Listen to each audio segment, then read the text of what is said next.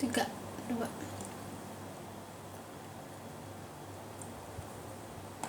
Assalamualaikum warahmatullahi wabarakatuh. Selamat malam teman-teman. Jumpa lagi dengan saya Dwi Santoso dalam live sharing menulis.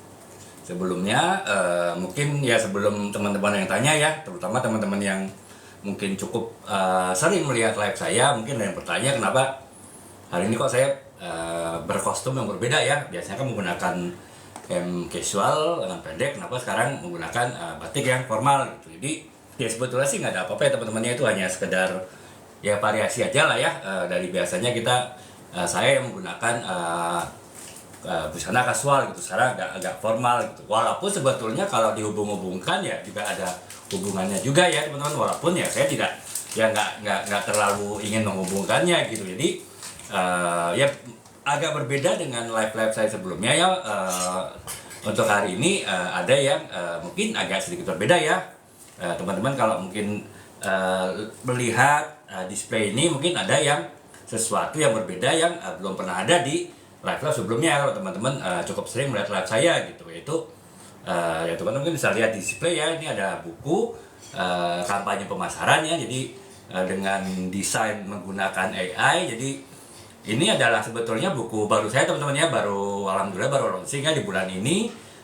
Mungkin ya baru tersedia di minggu inilah ya, tersedia baru selesai di percetakannya. Jadi baru bisa di pesan dilihat oleh teman-teman pada waktu ini gitu ya teman-teman. Walaupun begitu ya sebetulnya live kali ini bukannya untuk launching buku ini ya teman-teman. Jadi ya karena ya saya paham juga gitu, karena buku ini kan adalah buku beda dengan buku-buku saya yang lain ya, buku-buku novel. Kalau teman-teman bisa lihat di etalase, ataupun mungkin teman-teman yang sudah cukup lama mengikuti live saya ataupun VT saya, kali ini bukunya beda ya, buku marketing gitu ya. Walaupun saya juga cukup sudah sekitar 7 ataupun 8 buku marketing yang sudah saya tulis gitu. Jadi ya artinya ya, tapi tetap ini spesifik ya teman-teman. Artinya yang saya tulis ini buku marketing mungkin lebih menarik hanya bagi mereka yang saat ini berkecimpung ataupun setidaknya sedang belajar mengenai marketing dan bisnis gitu. Sementara kalau teman yang di bidang lain mungkin tidak terlalu interest ya teman-teman. Makanya walaupun kali ini adalah launching dari buku saya kampanye pemasaran ya, teman-teman bisa lihat di etalase 2, tapi ya tetap saya tidak akan membahas buku ini secara spesifik ya teman-teman ya. Karena apa? Itu tadi, karena sangat spesifik gitu isinya, sehingga ya mungkin kebanyakan teman-teman kurang menarik ya, kurang tertarik, kurang interest dengan buku saya ini gitu. Ya walaupun nanti kalau teman-teman ada yang ini ya, kalaupun teman-teman nanti ada yang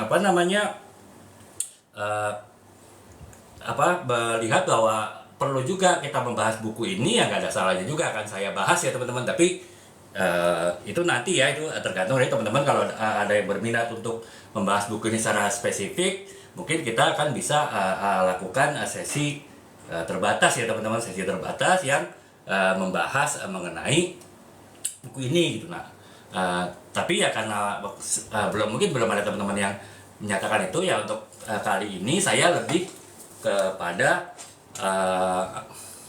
untuk ini ya teman-teman, membahas hal lain terkait dengan buku ini, tapi bukan isinya terkait dengan topik yang ada di buku ini, tapi hal yang menarik, hal yang unik dari sisi penulisan buku ini yang bisa saya sharing ya ke teman-teman.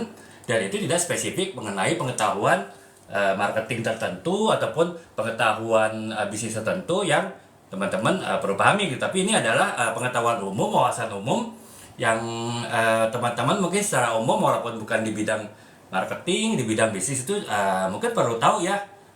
Tidak saja bagi teman-teman yang mungkin ingin menjadi seorang penulis, akan tetapi juga bagi teman-teman yang suka membaca ya, baik itu membaca buku fiksi seperti novel ataupun cerpen, ataupun juga membaca buku-buku non fiksi ya, buku-buku ilmiah populer dan buku-buku non fiksi lainnya gitu. Nah mungkin kalau teman-teman saya kasih clue ya teman-teman ya, ada sesuatu yang sangat menarik di buku ini, yang sangat terlihat di buku ini. Nah, mungkin bisa terlihat juga di display teman-teman, yang ini bisa menjadi satu clue bagi teman-teman mengenai apa yang akan kita bahas malam ini ya. Sesuatu yang bersifat umum dari buku ini yang menarik untuk dibahas, walaupun saya tidak akan membahas buku ini secara langsung, secara spesifik gitu. Nah mungkin teman-teman bisa lihat ya dari penampilan yang ada seperti apa. Kemudian nanti teman-teman kalau ada yang bisa nebak bisa lihat di kolom komentar gitu ya. Jadi itu. Nah, untuk kali ini teman-teman, ya mungkin ya ini ya dari karena waktunya sudah cukup malam juga, mungkin saya akan langsung di gaming nggak bisa bahasa Inggris maksudnya apa kak ya? Mungkin bisa kakak perjelas lagi maksudnya apa, nanti bisa saya coba jawab kak ya. Jadi itu. Nah, untuk apa namanya, kali ini ya mungkin teman-teman masih menebak-nebak ya apa yang saya maksud akan kita bahas malam ini. Nah, yang saya akan bahas adalah teman-teman bisa lihat ya di sini ya, di cover buku ini kan sesuatu yang dalam waktu ya setahun 2 tahun ini cukup ini ya familiar bagi teman-teman. Desain-desain seperti ini yang teman-teman mungkin bisa menebak ya desain ini dibuat dari apa ataupun dibuat bagaimana gitu ya. Nah, ya itu mungkin ya apalagi kemarin masa-masa ya ramai-ramai politik kita itu, gambar-gambar seperti ini juga cukup ini ya, cukup apa namanya, banyak bersebaran di media sosial, di media konvensional, TV dan lain-lain, ataupun juga mungkin di dalam WhatsApp kita ya, WhatsApp grup. Nah, model-model gambar seperti ini tentu banyak ini ya teman-temannya, banyak apa namanya di teman-teman saksikan gitu. Nah, jadi ya mungkin teman-teman ya udahlah, saya kasih ini ya langsung jawabannya dulu. Cover ini dibuat dengan AI ya teman-temannya, dengan artificial intelligence. Kalau teman-teman mungkin pasti sudah cukup paham ya teknologi AI seperti apa ya saat ini.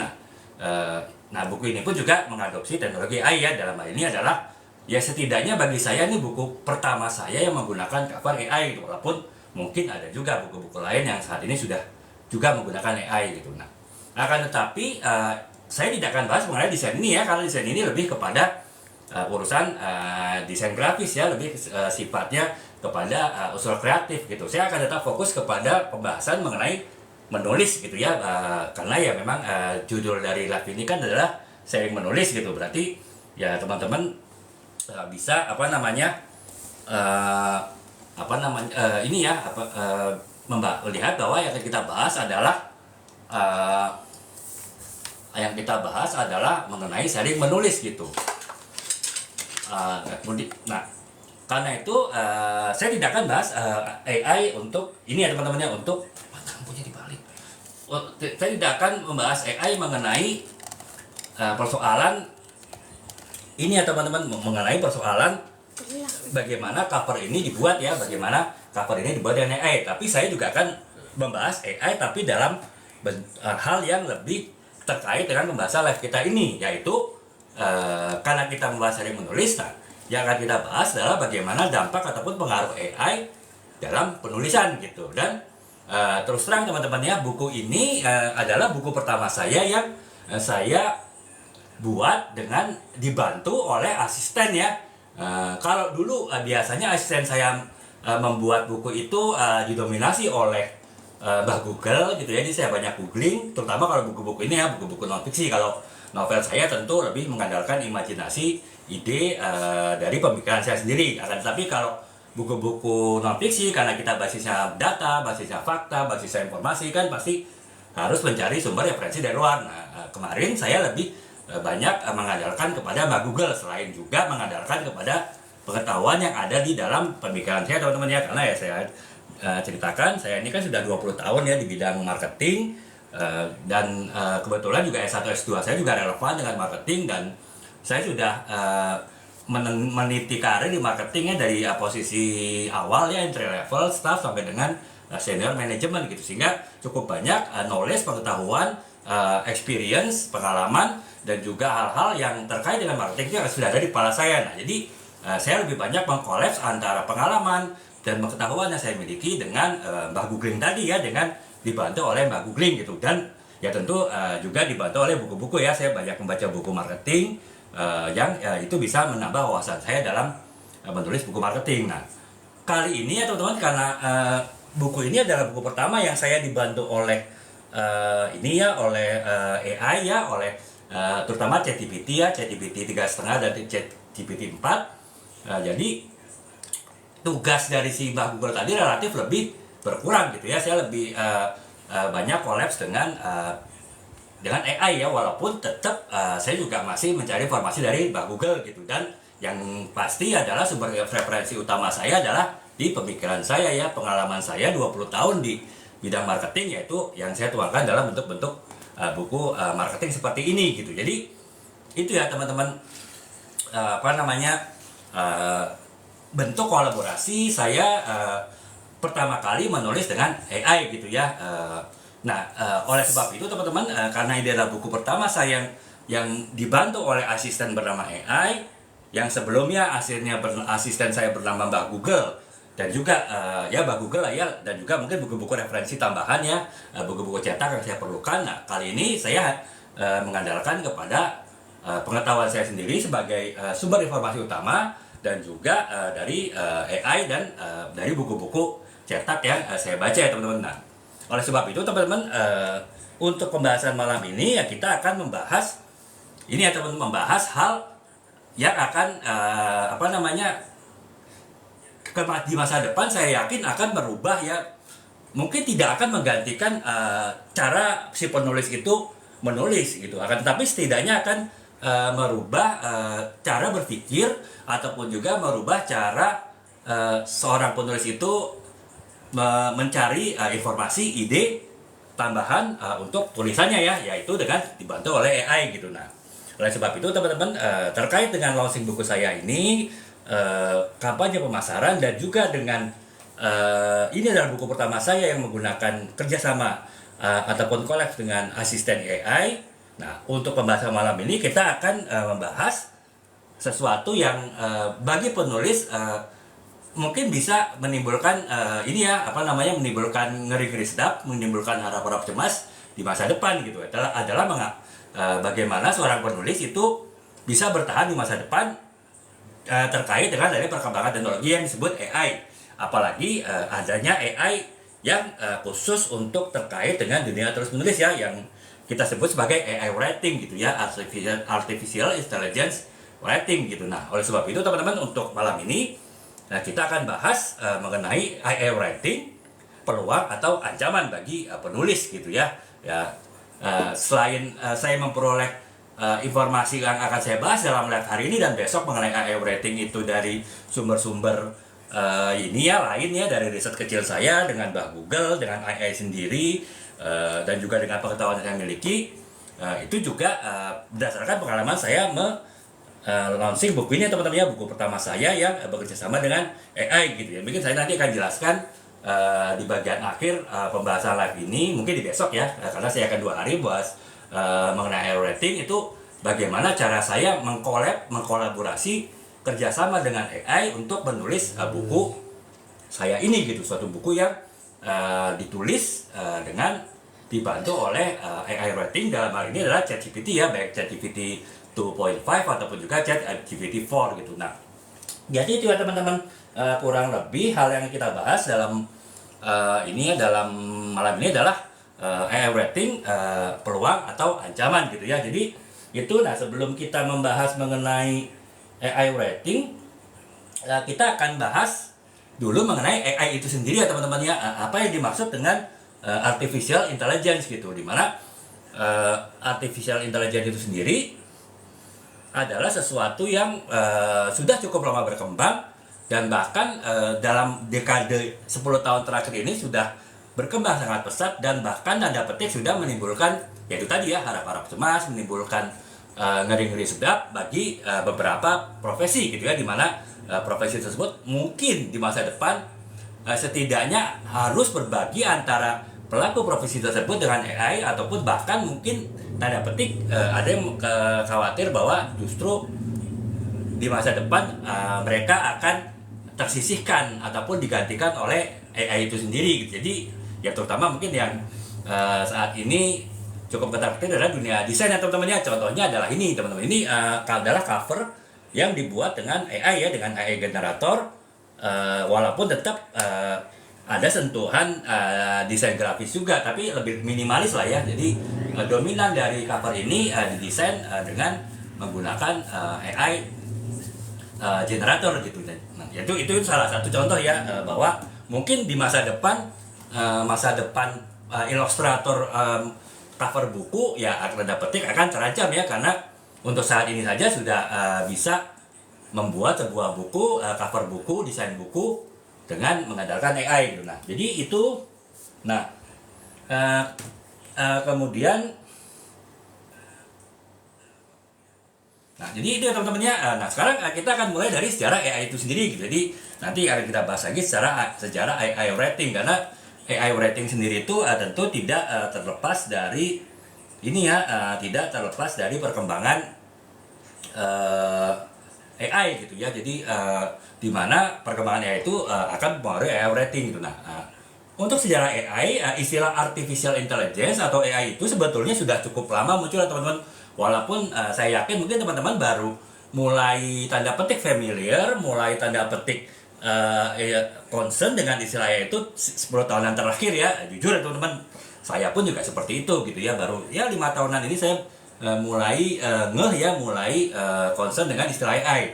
Tapi sebetulnya AI itu sudah ada di tahun 1956 teman-teman ya. Jadi pada suatu konferensi teknologi di Dortmund ya tahun 1956 itulah dicetuskan istilah artificial intelligence. Walaupun pada waktu itu fokus dari artificial intelligence itu lebih kepada pemrosesan simbolik dan juga pemecahan masalah di bidang matematik ya. Jadi lebih kepada untuk yang menyelesaikan masalah matematik lah, masalah sains gitu, bukan untuk tujuan yang lain ya seperti saat ini gitu. Jadi itu ya teman-teman, tahun 1996 ya baru AI itu bisa dibilang lahir gitu, baru AI itu mulai dikenal oleh para ilmuwan. Nah, perkembangan AI itu sendiri melalui 3 tahapan ya teman-teman. Secara umum ada 3 tahapan yang dialami oleh AI sebelum mencapai perkembangan seperti saat ini ya, yang ya tanda petik sudah cukup mengkhawatirkan banyak pihak gitu. Nah, yang pertama pada tahun 1996 itu ya perkembangannya itu lebih kepada pembelajaran mesin ya, machine learning gitu. Jadi artinya mesin yang tidak sifatnya statis gitu, tapi mesin yang bisa dia belajar, dia bisa menambah ilmunya sendiri, dia bisa mengolah ilmunya sendiri, tentu ilmunya yang diberikan oleh si user ya, oleh manusia gitu. Jadi manusia terus menambahkan ilmu, menambahkan informasi, menambahkan data kepada mesin ataupun kepada komputer. Nah kemudian komputer itu dengan tambahan data itu dia semakin tanda petik semakin pintar ya, semakin cerdas, sehingga ya dia bisa lebih mengolah data yang secara lebih akurat, efisien, efektif dengan data-data yang terus ditambahkan. Jadi dan itu prosesnya adalah mesin yang bisa belajar ya, dengan ditambahkan data otomatis mesin itu akan semakin pintar, akan semakin cerdas. Itu tahapan pertama dari AI ya teman-teman, yaitu pembelajaran mesin ataupun machine learning. Nah kemudian tahapan yang kedua dari perkembangan AI itu sendiri itu adalah perkembangan jaringan saraf ya, ataupun juga neural network gitu. Jadi saraf ini tentu saraf tiruan ya teman-teman ya, perkembangan jaringan saraf tiruan ya, mungkin network ya. Kalau network itu mungkin kita lihat ya, internet itu kan sebetulnya kan bagian dari network juga ya, jaringan komputer gitu kan, jaringan informasi, dan itu kan sebetulnya bagian dari AI. Dan memang ya internet itu kan baru berkembang tahun 60-70-an ya, itu pun kalau nggak salah masih di bidang militer gitu, sementara di bidang sipil baru tahun 80-an lah ya dikembangkan teknologi dari internet gitu. Nah, internet adalah bagian dari jaringan saraf tiruan ya, neural network, yaitu adalah bagian dari perkembangan AI gitu. Termasuk juga mungkin jaringan-jaringan lain di luar internet, intranet dan lain-lain itu yang semakin berkembang, yang mendukung perkembangan machine learning tadi ya, mesin ataupun komputer yang semakin pintar, bisa tanda petik belajar sendiri dari informasi-informasi yang dimasukkan oleh manusia gitu. Jadi itu ya teman-teman, atau proses kedua dari perkembangan AI. Nah sekarang sudah 10 tahun terakhir inilah ya, kurang lebih 10-15 tahun terakhir AI itu sudah mengalami kemajuan sangat pesat ya, yang disebut sebagai deep learning gitu ya. Artinya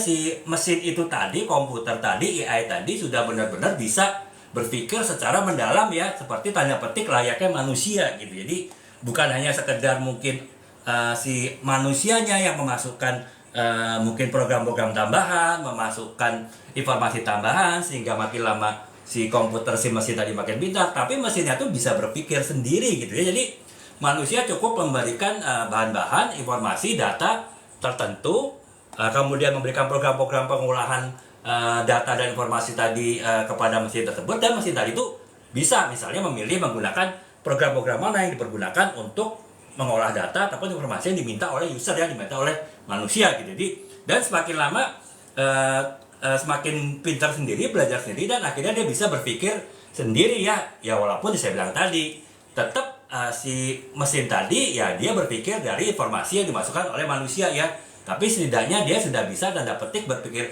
seperti manusia, berpikir sendiri dari informasi yang dia miliki tadi. Itu ya teman-teman ya, tahapan deep learning yang saat ini dijalani oleh AI secara umum gitu ya. Jadi itu ya teman-teman, 3 tahapan pembelajaran AI yang sekarang kita hadapi sekarang ya. Jadi secara sekilas yang pertama adalah tahap pembelajaran machine learning, itu yang mungkin sekitar tahun 60-an, 70-an gitu ya. Kemudian yang selanjutnya ada perkembangan jaringan saraf tiruan ataupun neural network, yaitu adalah jaringan-jaringan mesin, jaringan komputer ya, mungkin internet antara lain masuk di situ. Itu adalah perkembangan AI yang kedua ya, sekitar tahun mungkin ya 70-an, 80 sampai 90-an gitu ya.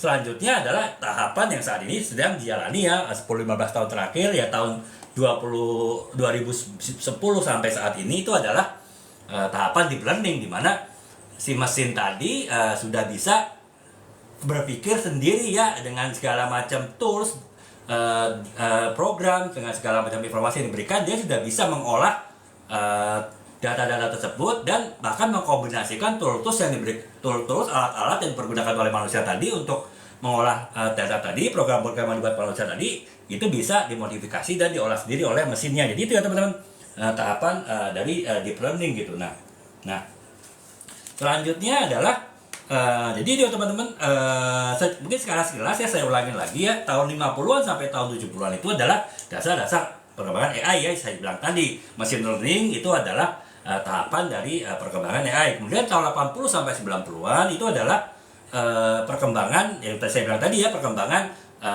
saraf tiruan ya. Jadi networking dari mesin-mesin yang machine learning tadi ya, komputer dan lain-lain gitu. Jadi di sini mulai dikenal adanya expert system, dan juga dikenal ada algoritma pembelajaran mesin ya, yaitu karena mesin sudah semakin pintar, mesin sudah bisa belajar sendiri. Jadi ada algoritma yang dibuat oleh manusia, dan kemudian mesin itu bisa mengembangkan sendiri algoritma yang dibuat oleh manusia tadi gitu. Itu yang kedua. Kemudian yang ketiga itu tahapan deep learning tadi, itu adalah tahun 2000-an ya sampai sekarang, di mana revolusinya itu sudah ini ya teman-teman. Kenapa baru deep learning itu baru terjadi tahun 2000-an? Kenapa tidak di tahun sebelumnya? Karena ya mulai tahun 2000-an ini, abad milenial, kita sudah masuk teknologi yang berkembang sangat cepat ya. Bahkan kalau dulu perkembangan komputer, kalau teman-teman ingat ya, ada Pentium 286, 386, 486, mungkin berapa tahun sekali baru ada perkembangan. Kemudian begitu tahun 2000-an masuk ke Pentium 1, 2, 3, 4 sampai sekarang ke ini ya, Core i3, i7 dan lain-lain gitu. Itu setiap tahun, bahkan setengah tahun sekali sekarang udah ada perkembangan gitu. Sehingga dengan perkembangan teknologi informasi yang semakin cepat, kemudian juga penyimpanan data, storage data yang semakin besar, sehingga data yang disimpan oleh mesin komputer tadi bisa semakin besar, ataupun big data ya tersebut, itu akhirnya ya mempercepat perkembangan AI ya, sehingga ya tahap sekarang kita sudah mencapai tahap deep learning gitu. Jadi kurang lebih seperti itu ya teman-teman. Nah itu baru perkembangan AI teman-teman ya.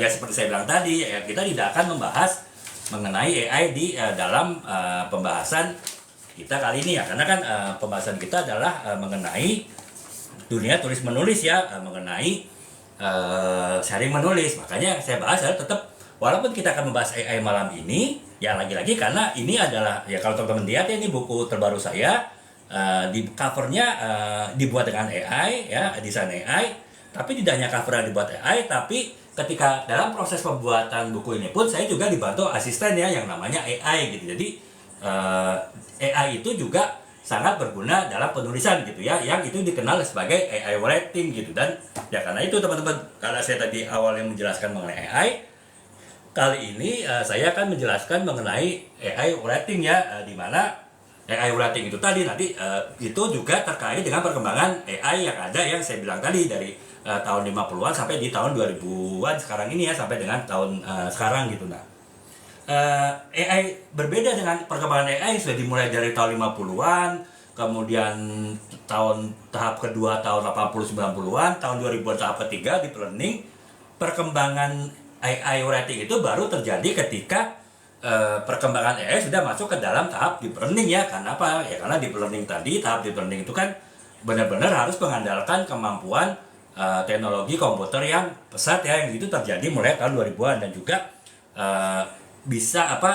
sangat mengandalkan data yang sangat banyak, yang itu membutuhkan tempat penyimpanan storage ya. Kalau mungkin ya, apakah itu kalau sekarang mungkin komputer server dengan hard disk yang sampai bukan hanya sekedar gigabyte, tidak hanya terabyte, tapi mungkin ada yang lebih tinggi lagi kan, sampai jutaan terabyte gitu. Nah itu dengan kemampuan menyimpan data yang semakin banyak ya, otomatis ya deep learning tuh mulai berkembang tahun 2000-an. Nah makanya baru bisa AI writing yang memang sangat mengandalkan informasi yang sangat banyak, mengandalkan data yang sangat banyak untuk membantu penulisan, yaitu baru bisa berkembang di tahun 2000 gitu. Nah awal tahun 2000 itu memang masih sederhana ya teman-teman ya.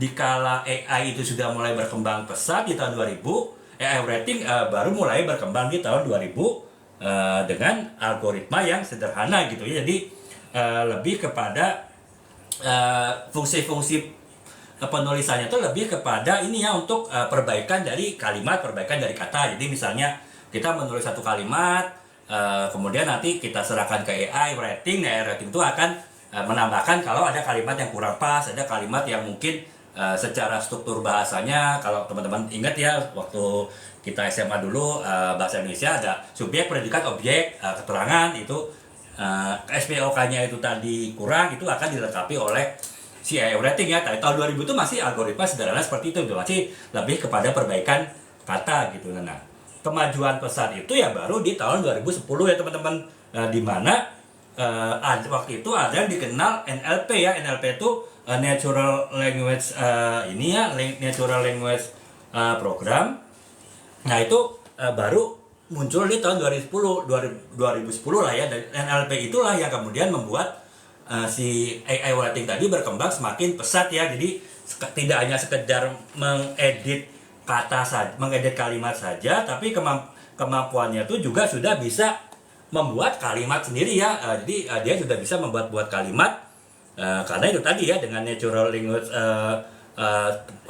program tadi itu membuat dia semakin pintar ya, tanda petik. Nanti saya akan jelaskan NLP itu apa, dan juga kaitan NLP dengan AI writing itu seperti apa gitu. Jadi kurang lebih itu. Nah kemudian yang tahun 2018 sampai tahun 2000 sekarang ya 2004 dan seterusnya itu baru perkembangan AI itu sangat pesat ya. Jadi dengan dibantu oleh NLP, Natural Language Program tadi ya, si AI tadi ya seperti kita lihat adanya ChatGPT ya teman-teman. Jadi ada dua ya, ada BERT dari Google dan adanya GPT dari OpenAI, yaitu dua perusahaan yang kemudian mengembangkan mesin untuk bisa mengolah data sedemikian banyak dan kemudian bisa menjawab setiap kebutuhan dari user ya, kebutuhan dari manusia. Bertanya apa saja dia akan jawab secara lengkap tanpa si manusia tadi harus mengolah berbagai macam data yang banyak.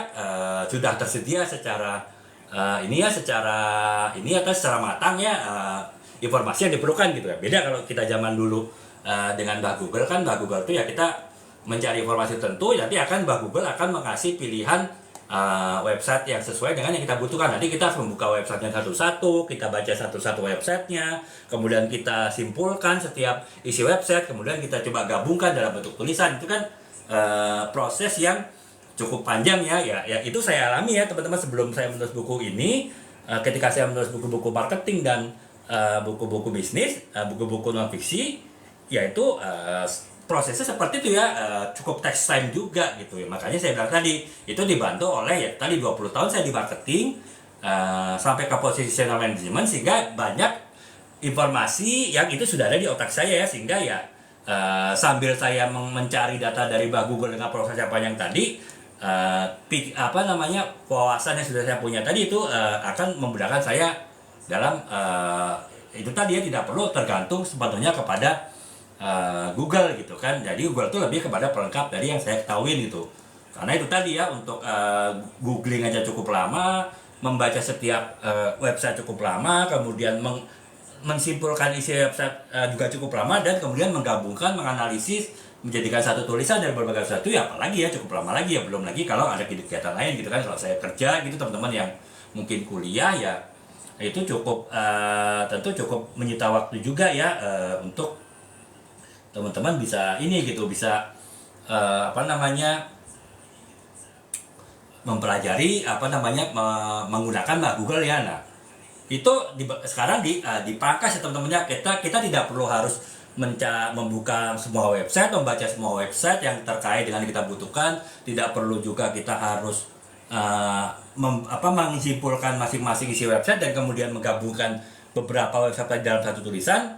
Akan tapi itu semua sudah jadi ya, sudah siap disediakan oleh ChatGPT ya, kalau teman-teman tahu ya, ataupun juga BERT dari Google. Nah itu teman-teman, itu adalah perkembangan saat ini ya, perkembangan tahun 2018 sampai sekarang, di mana itu tadi sekarang kita AI writing itu sudah masuk ke tahap itu gitu ya teman-teman. Nah jadi seperti itu. Nah itu jadi baru ya itu tadi ya, teman-teman bertanya, si AI tadi akan menjawab gitu. Jadi lebih kepada tanya jawab untuk perkembangan AI writing saat ini gitu kan. Walaupun itu cukup membantu juga gitu ya, karena itu mengandalkan pertanyaan ya. Semakin kita tanda petik cerdas bertanya, semakin kita jeli bertanya ya, jawaban dari si AI writing tadi, si ChatGPT ataupun BERT tadi akan semakin cerdas gitu ya. Kalau kita kurang bisa menggali, otomatis jawabannya dia juga kurang menggali. Jadi itu benar-benar masih mengandalkan kita ya, sebagai manusia untuk bertanya, dan mereka si AI tadi kan menjawab sesuai dengan kualitas pertanyaan kita gitu, kualitas jawabannya. Jadi masih seperti itu ya teman-teman ya. Makanya kalau teman-teman tahu ya, saat ini ada pekerjaan AI prompter istilahnya ya, orang yang tugasnya bertanya kepada AI itu. Kalau di Amerika sedang berkembang ya profesi itu, dan gajinya sangat tinggi ya, bisa satu bulan bisa ratusan juta gitu ya kalau dirupiahkan gitu. Itu karena apa ya? Karena bertanya, pengalaman saya teman-teman ya, ketika menulis buku ini banyak berinteraksi dengan AI writing, dengan ChatGPT. Benar-benar kualitas jawaban dari AI itu akan ditentukan oleh kualitas pertanyaan dari kita gitu. Makanya semakin pintar kita bertanya, semakin cerdas jawaban dari si AI gitu. Makanya ya, dan tidak semua orang bisa seperti itu. Perlu banyak belajar. Saya pun terus terang seringkali harus mengulangi pertanyaan yang sama, karena jawaban yang diberikan oleh ChatGPT tadi itu tidak sesuai dengan saya mau. Karena apa? Ternyata pertanyaan saya itu kurang tepat, kurang pas ya. Nah makanya saya harus bolak-balik menanyakan hal yang sama dengan bahasa yang berbeda, sampai akhirnya saya bisa mendapatkan satu jawaban yang saya cari. Jadi masih seperti itu ya kurang lebih teman-teman ya, perkembangan AI writing sampai saat ini. Nah, kedepannya seperti apa gitu perkembangan AI writing? Apakah akan semengerikan AI yang lain, seperti misalnya di dunia desain gitu kan, di mana kalau dulu seorang desainer itu harus menguasai berbagai macam software pembuatan desain, misalnya Adobe ya. Adobe aja untuk aplikasinya tuh sampai puluhan gigabyte gitu kan, dan seorang desainer tuh harus belajar bertahun-tahun untuk bisa menguasai Adobe dan membuat desain gitu. Nah, bayangkan sekarang cukup dengan kita membuat pertanyaan, membuat prompt di sebuah AI generation ya, yang tugasnya membuat image, dia akan memberikan langsung gambaran seperti apa yang kita minta. Contohnya ini teman-teman ya, ini cover ini adalah prompt yang saya buat ya, walaupun tetap kerjasama dengan bagian desain dari penerbit ya. Jadi saya punya prompt tertentu, ingin menghasilkan gambar kurang lebih seperti ini gitu deh. Walaupun saya bilang tadi saya mungkin harus berkali-kali bertanya ya, sehingga bisa mendapatkan gambaran desain yang seperti ini ya. Tapi begitu saya bisa mendapatkan prompt yang tepat, prompt yang pas, dan akhirnya si AI generator tadi bisa menghasilkan gambaran sesuai dengan yang saya mau. Nah, ketika saya selesai mengetik prompt yang tepat tadi, itu nggak nyampe 1 menit, 2 menit sudah jadi teman-teman gambaran seperti ini gitu. Nah, ya ini kan tentu ya, kalau bagi dunia ya setidaknya bagi desain grafis yang biasa membuat cover buku, ya itu tentu tanda petik mengancam ya. Ya karena tugasnya tuh akan banyak di tanda petik digantikan ataupun juga ya setidaknya diambil alih oleh AI generator gitu. Nah, bagaimana dengan AI rating? Kalau sekarang saya bilang masih belum ada bayangan ya, situasinya masih belum seperti itu tadi gitu. Nggak mungkin misalnya kita bilang tolong buatin buku mengenai kampanye pemasaran dengan jumlah halaman 200, pasti ditolak ya oleh ChatGPT ya, karena ChatGPT kan tetap terbatas gitu ya. Dia paling hanya sekian ratus kata sampai 1000 sekian, ya mungkin 1000-2000 kata saja gitu kemampuan dia menjawab pertanyaan kita gitu. Nggak bisa dia kita langsung suruh bikin buku langsung dia dalam waktu 1 menit 2 menit keluar buku ya ini 200 halaman gitu kan. Masih belum seperti itu ya, masih ya saya bilang tadi masih ke format chat GPT ataupun BERT, di mana kita bertanya kemudian si apa namanya chat GPT akan menjawab gitu ya. Sebagai contoh ya teman-teman, saya pernah mencoba iseng ya, saya minta tolong buatkan esai panjang, tulisan panjang mengenai apa namanya perkembangan AI writing gitu ya. Nah, dia akan menjawab, kami baru bisa menyediakan esai ataupun jawaban ini ya, jawaban yang esai pendek bukan esai panjang. Nanti dari situ Anda bisa mengembangkan lagi pertanyaan-pertanyaan untuk mendapatkan informasi yang Anda perlukan gitu. Padahal yang saya pergunakan itu ChatGPT yang berbayar gitu ya. Jadi itu pun ChatGPT 4 gitu, bukan ChatGPT 20 T.5 ya. Ya tetap terbatas ya, masih terbatas gitu. Tapi apakah nanti akan tanda petik bisa menggantikan peran dari penulis gitu ya, seperti ya sekarang para desainer desain grafis mungkin mulai deg-degan ya, mulai khawatir apakah nanti bisa digantikan. Karena itu tadi teman-teman, untuk setelah saya menemukan prompt yang tepat untuk membuat cover ini ya 1 menit 2 menit selesai ya, udah jadi cover ini gitu. Nah, belum seperti itu teman-teman kalau AI writing. Jadi AI writing baru seperti itu tadi ya. Nah, kedepannya akan seperti apa AI writing tadi? Nah, itulah yang kemudian ada beberapa prediksi ya. AI writing itu kedepannya akan seperti apa sih? Apakah akan mutlak akan menggantikan penulis, tidak perlu lagi penulis, tidak perlu ada seorang Terelie di masa depan, tidak perlu ada seorang Dilestari di masa depan, atau mungkin untuk penulis-penulis marketing tidak perlu Herman Kata Wijaya di masa depan, tidak perlu Profesor Philip Kotler di masa depan untuk menulis buku. Apakah akan seperti itu? Nah, ini teman-teman ada 3 prediksi ya yang akan menjawab apakah akan se ekstrem itu ataupun tidak gitu perkembangan AI writing itu di masa depan. Nah, untuk itu ya teman-teman, ada 3 prediksi akan peran yang bisa dilakukan oleh AI writing. Yang pertama adalah pemahaman bahasa gitu ya. Jadi pemahaman bahasa kan berarti ya tadi dia bisa berfungsi untuk revisi ataupun editing dari tulisannya. Jadi artinya dengan dia bisa memahami bahasa, bagaimana cara manusia mengolah kata, mengolah kalimat, kemudian menyusun dalam satu kalimat, dan kemudian bisa membuat suatu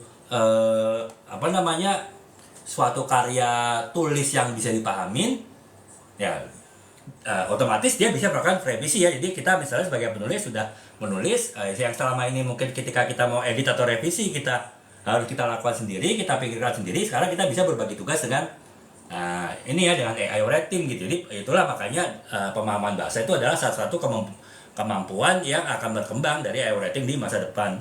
Kemudian yang kedua adalah interaksi lebih alamiah ya. Jadi artinya ya itu tadi teman-teman, ya karena kan AI writing itu mesin ya, jadi tetap yang menulis itu mesin gitu. Jadi yang saya rasakan ketika saya bertanya dengan ChatGPT ya, baik yang yang terutama yang 2.5 ya, itu bahasanya masih bahasa robot banget teman-teman. Jadi kita bertanya bertanya sesuatu, dijawabnya tuh kaku ya, jadi seperti robot menjawab gitu. Walaupun informasinya adalah detail ya, informasinya lengkap, informasinya jelas, tapi ya gaya bahasanya tidak ada gaya bahasa manusia gitu, gaya bahasa mesin dan sangat kaku gitu, sehingga terasa aneh lah kalau misalnya itu langsung tiba-tiba langsung di copy paste ke tulisan kita gitu.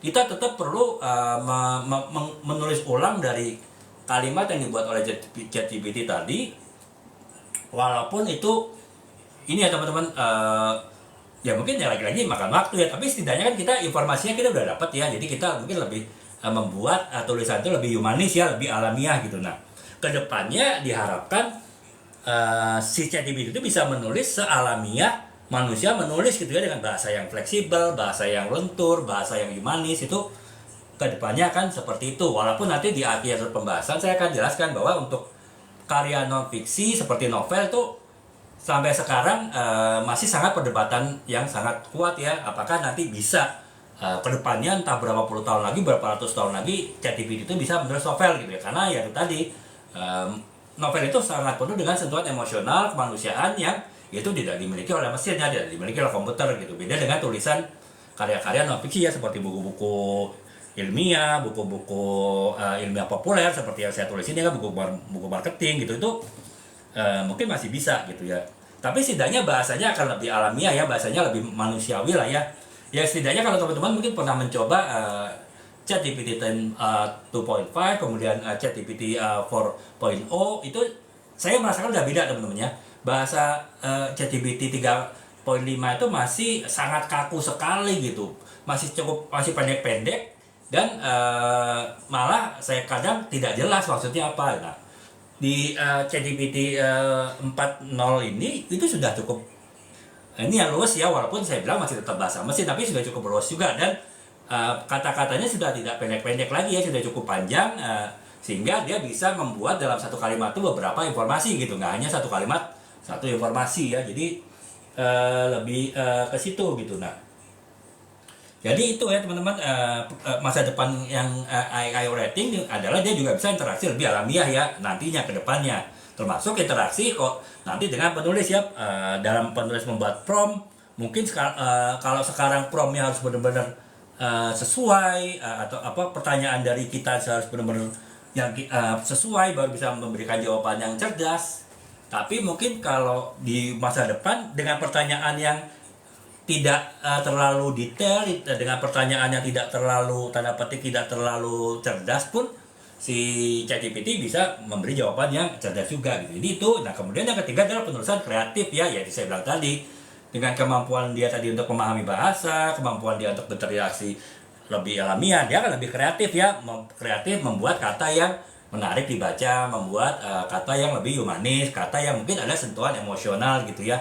Walaupun saya bilang tadi nanti saya akan bahas bahwa kalau untuk penulisan karya fiksi seperti novel itu masih sangat perdebatan yang kuat ya, apakah ChatGPT akan bisa sampai ke sana gitu. Tapi setidaknya di masa depan untuk menulis buku non fiksi ilmiah populer seperti ini 200 halaman bisa jadi mungkin tidak diperlukan lagi ya seorang penulis gitu. Karena ya itu tadi ya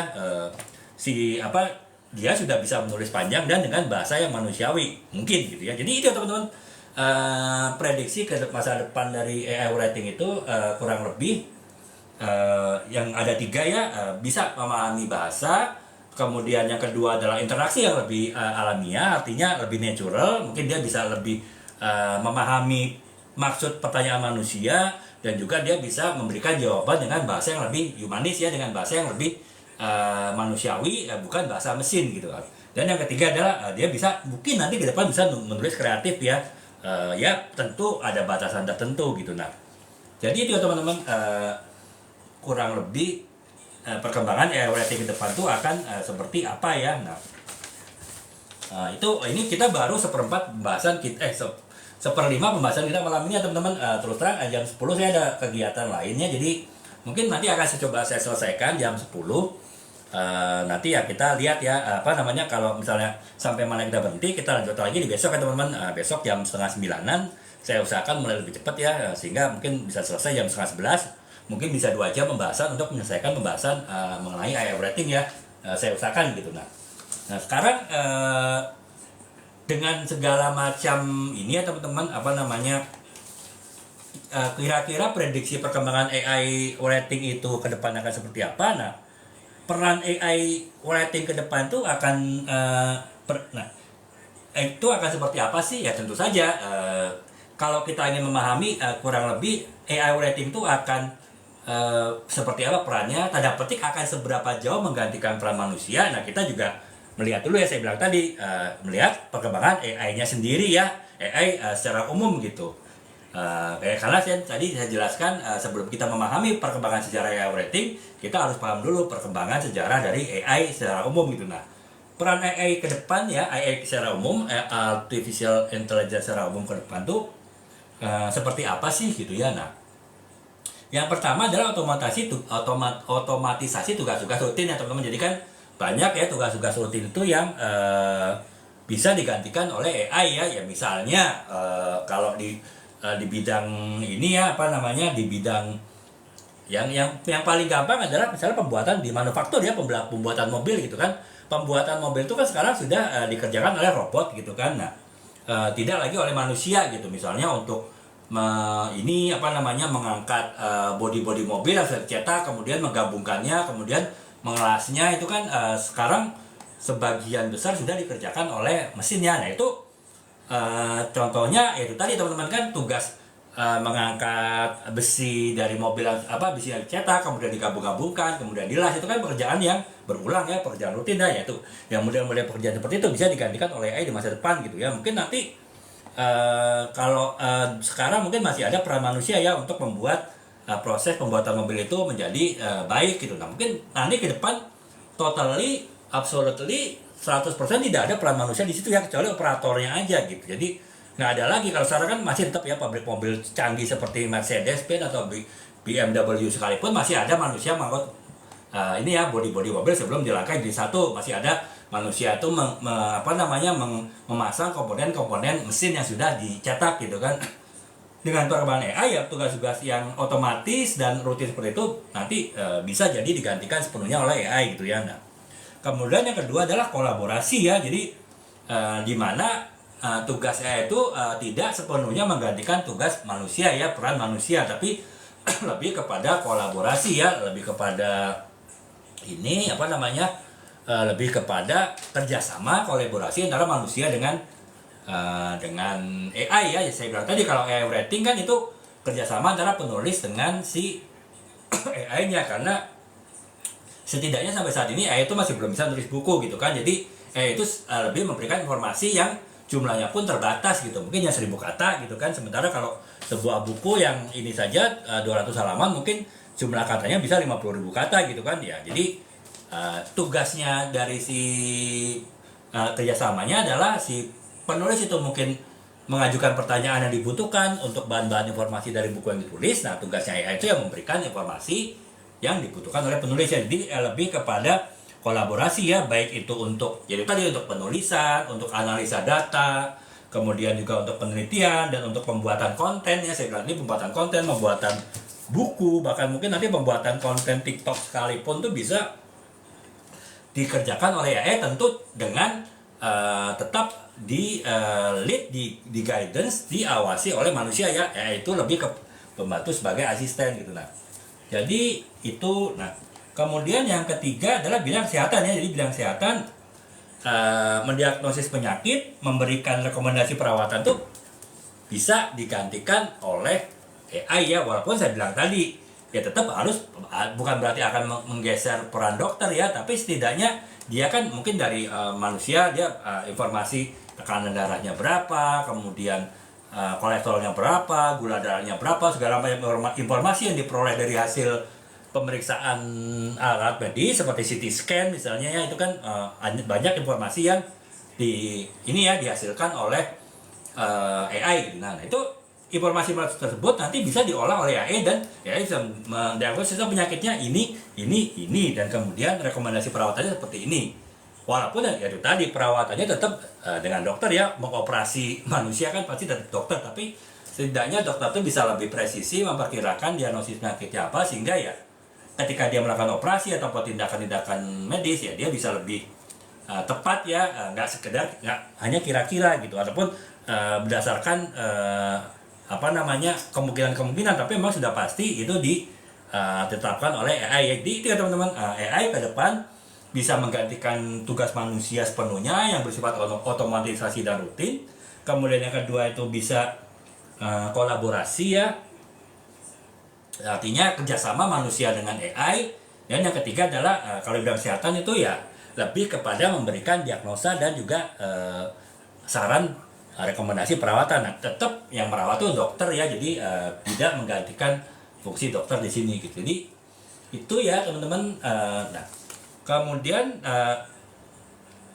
Nah, jadi dari hal ini teman-teman kita bisa lihat ya bahwa mungkin kalau sekarang ada tanda petik spekulasi ataupun perkiraan kemungkinan AI itu bisa menggantikan tugas manusia secara utuh, mungkin tidak ya teman-teman. Jadi artinya ya setidaknya dengan pikiran manusia yang paling pintar, yang paling canggih saat ini ya, mereka pun tidak beranggapan bahwa ya itu akan menggantikan peran manusia secara total gitu ya teman-teman. Mungkin jangan terpengaruh oleh film. Kalau dulu kan ada film Terminator ya, teman-teman mungkin Gen X, Gen Y ya, Gen milenial pasti tahu ya film itu ya, diperankan oleh Arnold Schwarzenegger.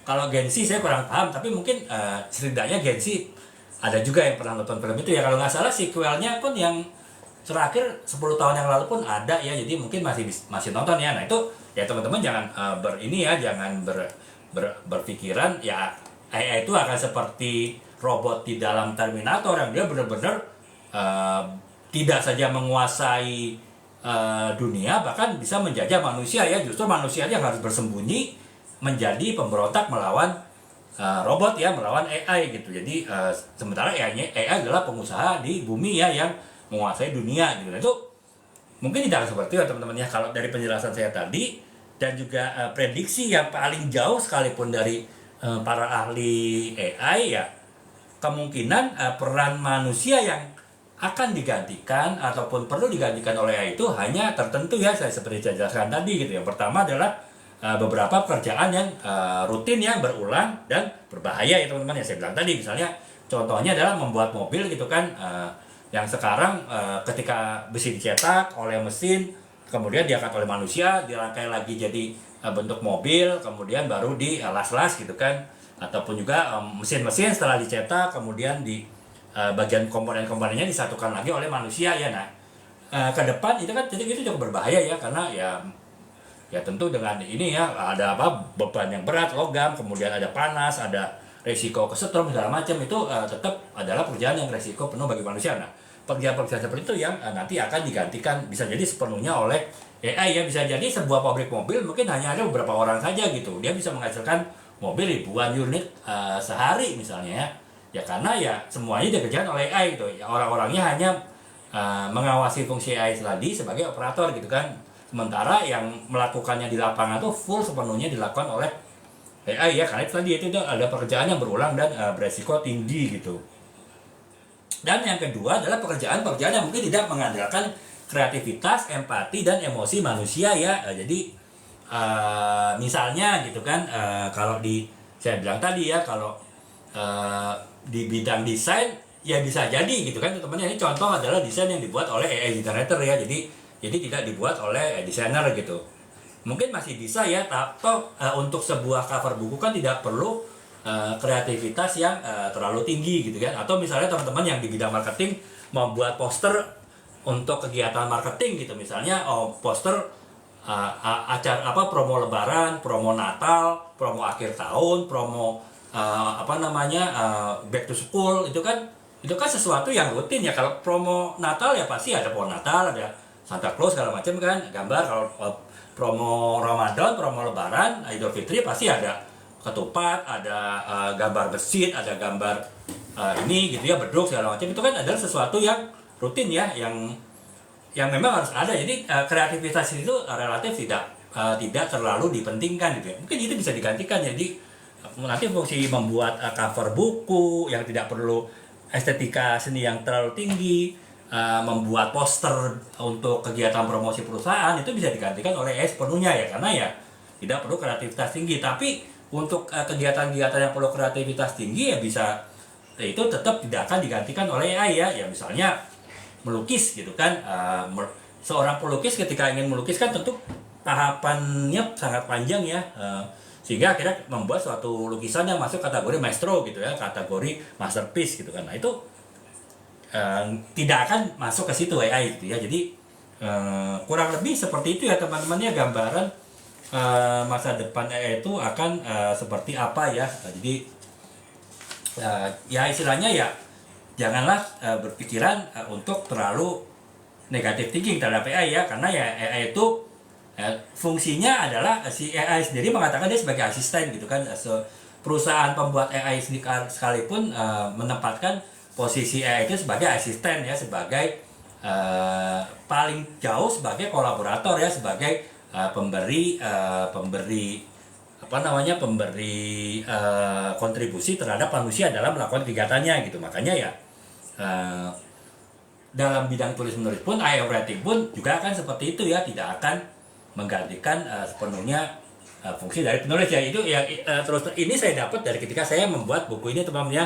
Buku baru saya baru launching minggu ini, kampanye pemasaran ini adalah bentuk kolaborasi saya ya, lebih kepada saya dibantu oleh si AI ya untuk membantu saya menulis ya, karena 20 tahun saya di bidang marketing, tentu saya punya banyak pengetahuan, pengalaman tentang marketing ya, itu saya buat dalam bentuk tulisan ini. Tapi kan saya tetap perlu data tambahan, informasi tambahan, perlu juga mengecek informasi yang saya dapat yang saya punya, apakah itu masih update ataupun relevan dengan situasi sekarang. Nah, itulah baru fungsi AI ya, sebagai asisten saya untuk membantu saya mengecek hal itu semua gitu. Jadi lebih ke situ ya. Nah, jadi itu jadi dia teman-teman ya, secara umum seperti itu ya perkembangan AI ini. Mungkin dalam waktu 10 menit lagi saya akhiri ya teman-teman ya, lebih kepada pengantar dulu sih ya AI ya. Besok mungkin saya bisa ada waktu 2 jam ya, mulai setengah 10, setengah 8 kita live, bisa membahas lebih detail lagi gitu mengenai AI dan juga AI writing gitu. Jadi untuk kali ini karena saya mungkin nanti jam 10 ada kegiatan, saya baru bisa secara sekilas saja ya membahas mengenai AI gitu lah. Ya sebelum saya akhiri ya teman-teman, mengenai ini mengenai kalau tadi saya membahas peran AI di masa depan itu seperti apa untuk AI secara umum ya. Untuk sebelum saya akhiri live kali ini, saya akan bahas ya peran dari AI writing ya di masa depan seperti apa gitu kan. Kalau sekarang kan bisa dibilang AI writing itu masih sebatas ChatGPT gitu ya teman-teman. Mungkin teman-teman pasti paham ChatGPT ya, masih sebatas seperti itu gitu. Jadi Anda bertanya, ChatGPT menjawab gitu ya. Jadi kita bertanya apa yang kita perlukan, ChatGPT menjawab. Tapi tetap nggak mungkin, bahkan membuat satu bab tulisan pun sampai saat ini ChatGPT belum bisa ya, karena yang dia kan terbatas kan, sekitar mungkin 1000 kata aja dia sudah nggak sanggup gitu. Nah, tapi ke depan akan seperti apa fungsi dari AI writing teman-teman? Nah, itu ada beberapa ya kemungkinannya untuk di masa depan gitu. Nah, yang pertama adalah untuk pengumpulan data. Ini udah pasti ya, untuk saat ini pun pengumpulan data bisa dibantu oleh AI writing ya. Jadi fungsi Mbah Google secara berlahan itu mulai akan digantikan oleh AI writing ya. Itulah yang saya rasakan ketika saya menulis buku ini ya teman-teman. Buku kampanye pemasaran ini saya tulis ya berdasarkan kerjasama saya dengan AI ya, untuk mengumpulkan informasi yang saya perlukan untuk menulis buku ini gitu.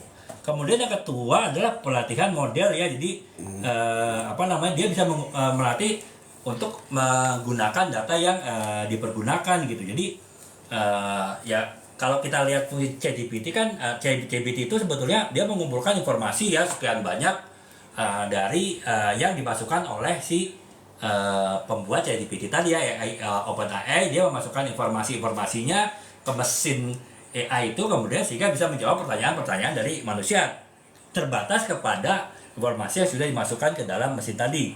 Ataupun kalau AI ChatGPT yang 4.0 yang berbayar ya, itu lebih canggih lagi, dia bisa mengambil data di internet, jadi datanya lebih update ya. Mungkin informasi yang dimasukkan kemarin itu sudah bisa dibaca oleh AI ChatGPT gitu. Tapi tetap adalah informasi yang di internet ya. Informasi yang belum dituliskan di internet itu pasti nggak bisa ditulis oleh AI. Nah, itu kan semakin banyak dia berinteraksi dengan informasi, dengan data, otomatis ya si AI tadi bisa lebih mengolah data, sehingga dia bisa melatih model data apa yang diperlukan oleh manusia. Jadi manusia bertanya apa, sudah tahu nih si ChatGPT harus menyediakan jawaban seperti apa gitu. Jadi itu ya yang kedua ya, dia akan melatih model gitu. Kemudian yang ketiga adalah pemahaman bahasa ya teman-teman.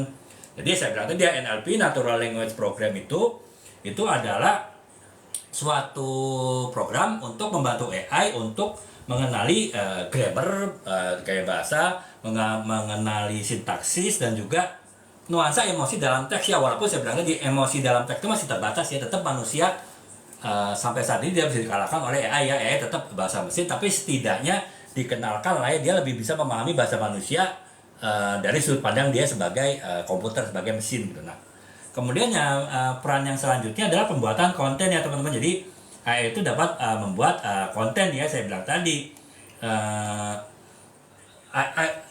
Kalau misalnya kita membuat buku itu masih belum bisa berkerjaan AI, tapi kita sebagai penulis bisa bertanya kepada AI ya, dia akan memberikan jawaban informasi yang kita perlukan dalam menulis buku. Lagi-lagi proses dari AI itu adalah semakin pintar kita bertanya, semakin detail kita bertanya, akan semakin cerdas jawaban dari AI ya. Semakin sederhana pertanyaan kita ya, semakin tanda petik AI itu akan bodoh ya, dalam arti tidak cerdas, karena jawabannya pasti juga tidak akan memuaskan kita gitu ya. Lagi-lagi itu tergantung kepada cara kita bertanya, dan itulah si AI itu semakin lama semakin pintar ya. Jadi mungkin tidak perlu manusia yang pintar-pintar banget bertanya ke AI. Di masa depan ya AI akan bisa memberi jawaban yang cukup cerdas ya, walaupun pertanyaannya mungkin biasa-biasa saja gitu. Jadi nah itu makanya untuk pembuatan konten ya sekarang lebih kepada itu ya. Ya paling kalau konten-konten pendek misalnya, saya mau buat poster ini ya promo lebaran untuk produk elektronik ini dengan promo diskon 50% maksimal. Nah itu ya tolong dong buatin buatin kata-katanya. Kalau untuk seperti itu masih mungkin ya, karena itu kan adalah kalimat pendek gitu. Makanya tapi semakin lama semakin ke depan mungkin pembuatan konten yang lebih panjang, pembuatan konten yang lebih kompleks itu bisa dilakukan oleh ChatGPT gitu. Dan yang terakhir adalah penyempurnaan dan koreksi. Jadi fungsi untuk revisi edit itu akan bisa jadi sepenuhnya dipergunakan, dibantu ataupun digantikan oleh AI ya. Karena ya kalau misalnya untuk mencari tipe, salah ketik itu manusia masih bisa kelewat ya, tapi kalau AI itu ya kemungkinan besar kelewat kecil ya. Jadi itu ya teman-teman beberapa hal yang di masa depan tuh bisa dilakukan oleh AI writing ya. Oke teman-teman, ini kita udah 1 jam ya, dan saya jam 10 ada kegiatan lain. Jadi saya baru mulai pembahasan AI writing ini lebih kepada tadi sejarah, kemudian lebih kepada perkembangan AI saat ini dan kemungkinan di masa depan, baik itu untuk AI sendiri maupun AI writing ya. Sementara AI writing bagi penulisan fiksi, non-fiksi, AI writing bagaimana kerjasama penulis dengan AI writing, kemudian bagaimana ancaman ataupun juga peluang AI writing di masa depan, itu akan saya bahas di besok ya teman-teman. Kita lebih akan membahasnya untuk besok gitu. Jadi besok saya akan mulai lebih awal, mungkin setengah 9. Kita akan mungkin bahas 1,5 jam 2 jam menyelesaikan pembahasan live mengenai AI writing ini. Dan mungkin apa yang saya bahas 1 jam hari ini akan saya ulangi sekilas ya, sehingga teman-teman mungkin yang kemarin hari ini tidak sempat ikut, besok bisa memahami sepenuhnya, ataupun teman-teman yang ikut kali ini besok bisa refreshing lagi gitu ya. Jadi kurang lebih itu ya teman-teman untuk pembahasan malam ini ya. Saya akhiri dulu AI writing. Mohon maaf ya karena waktu saya terbatas untuk malam ini baru 1 jam, saya baru bisa pengantar saja untuk AI dan AI writing. Tapi besok saya usahakan mungkin bisa sekitar 2 jaman ya, dari jam 7:30 sampai jam 10-an, jam 10:30 mungkin ya. Kita bisa bahas secara keseluruhan ya mengenai AI writing ya, sehingga teman-teman bisa ada gambaran mengenai bagaimana AI writing itu ditulis, dan juga bagaimana ya nanti fungsi AI writing itu dalam dunia penulisan akan ke depan seperti apa gitu ya. Nah, jadi itu teman-teman, terima kasih atas perhatiannya untuk pembahasan kita malam ini, untuk pembahasan pengantar AI writing ya, AI writing, artificial intelligence writing. Besok kita akan lanjutkan lagi pembahasan lebih dalam lagi bagaimana peran dan kontribusi AI writing dalam penulisan suatu karya tulis, dan juga bagaimana ancaman dan peluangnya bagi para penulis, dan juga bagaimana dampak ataupun sisi pengaruh dari AI writing terhadap beberapa karya tulis ya, baik itu karya tulisan fiksi maupun fiksi gitu. Jadi dan juga nanti ya bagaimana nih kedepannya kerjasama antara penulis maupun AI writing itu akan selaras seperti apa ya. Ini saya contohkan nih teman-teman, ini buku saya yang paling baru ya, buku baru minggu ini terbit, teman-teman bisa lihat di etalase 2 ini saya kerjakan kerjasama dengan AI ya, tidak saja covernya juga, tapi secara konten, secara isi saya diasisteni ya, dibantu oleh AI Writing, walaupun tetap penulis saya ya sebagai penulis itu tetap mengelit ataupun memimpin penulisan konten ini, dan tetap konten ini, buku ini ya sepenuhnya di dalam kendali saya gitu. Jadi hanya dibantu ataupun diasisteni oleh AI Writing saja gitu. Jadi teman-teman, dari saya semoga bisa bermanfaat, dan kita lanjut lagi besok pembahasan lebih detail, lebih dalam mengenai AI Writing ya. Semoga bisa nantinya teman-teman bisa mendapatkan gambarannya, dan apapun bidang teman-teman jadi bisa membayangkan kurang lebih bagaimana sih profesi saya di masa depan dengan adanya AI akan sejauh mana, dan akan sejauh mana pengaruhnya terhadap ya istilahnya terhadap masa depan kita gitu. Oke teman-teman, untuk saat ini saya selesaikan dulu pembahasannya, semoga bisa bermanfaat. Terima kasih atas perhatiannya. Assalamualaikum warahmatullahi wabarakatuh. Salam.